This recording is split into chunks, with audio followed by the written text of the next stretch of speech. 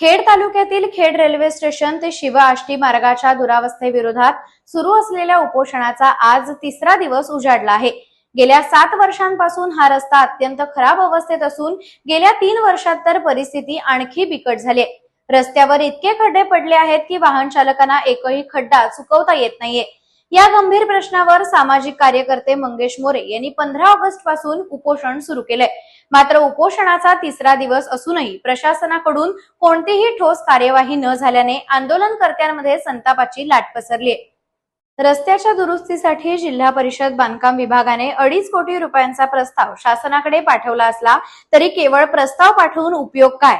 निधी कधी मंजूर होणार आणि काम कधी पूर्ण होणार असा थेट सवाल आंदोलनकर्ते करत आहेत। सध्या पडलेले खड्डे तातडीने भरावेत आणि नोव्हेंबर-डिसेंबर पर्यंत रस्त्याचे संपूर्ण काम पूर्ण करावे अशी ठाम मागणी करण्यात आली आहे।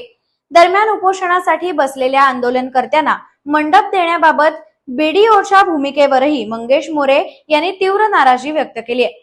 चर्चेदरम्यान पावसात उपोषण करावे लागले तरी तो आमचा प्रश्न नाही असे असंवेदनशील उत्तर प्रशासनाकडून मिळाल्याचा आरोप त्यांनी केला आहे।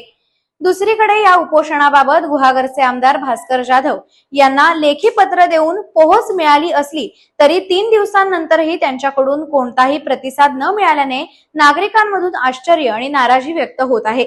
मतदारसंघातील जनता गेल्या 7 वर्षांपासून खड्ड्यांचा त्रास सहन करत असताना आमदार भास्कर जाधव शांत का?